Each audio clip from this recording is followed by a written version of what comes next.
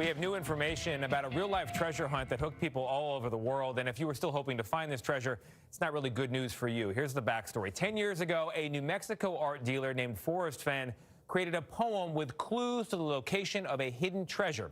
His challenge created a frenzied hunt for the chest containing, well, here's why it's frenzied, more than $1 million worth of valuables, a lot of money there. Fenn announced 6 months ago that the treasure had been found. Here's the news. Now we know who found it. Janet Shamlian reports. With the clue into the mountains north of Santa Fe, it's believed tens of thousands have searched the Rockies for Fenn's treasure chest, filled with millions in gold and precious jewels. Several lost their lives doing so. In June, Fenn said it had finally been discovered, but that the finder wanted to remain anonymous. A secret Fenn took to his grave when he died in September at the age of 90.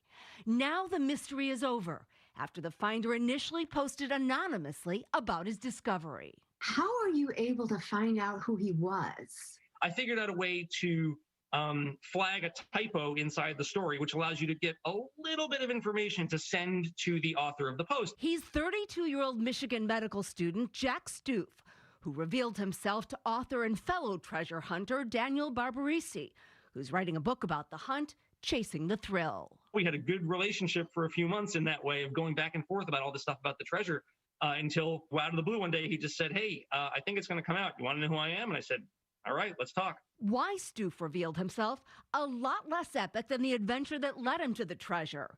Fearing a lawsuit would eventually name him, he came forward. In the suit, an Illinois woman claims Stoof found the treasure by hacking her computer and emails. She believed Fenn's chest was in New Mexico. Stoof told Barbarisi he found it in Wyoming after a 2-year search and says he's never met the woman. In a statement to CBS News, Fenn's family says, "We can confirm that Jack is the legitimate finder of the chest that my granddad hid, and we wish him the best." For Stoof, the allure wasn't the value, but the chance, he says, to live out a teenage fantasy of treasure hunting. That is one to be the one who cracks that code.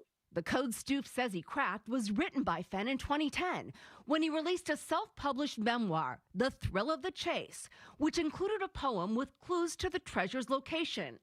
CBS Sunday Morning's Barry Peterson spoke to Fenn about the hunt in 2015. Well, I made it hard deliberately. If it was easy, anyone could do it.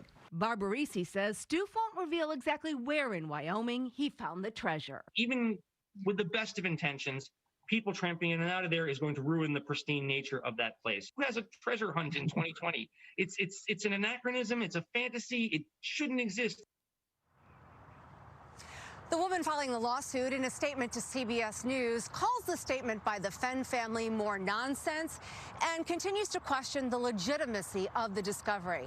On a separate note, I have covered Fenn and this story and have met with him at his home at least a half a dozen times over the past several years. And I was among those who questioned whether he even hid the treasure in the first place, especially this summer when he announced there was an anonymous finder just 2 months before he passed away. But now we know Jack Stoof is the finder, and Stoof says he has student loans to pay off, and he will auction off that treasure. Anthony? Wow. Get a lot of money for it. Yeah, Janet, didn't you do it too? Didn't you do something with Fenn? So I was the first person to do a big old long article On back in him. 2012, and then I went on TV on CNN. Brooke Baldwin, thanks for having me on. Appreciate that. And then it really exploded from there.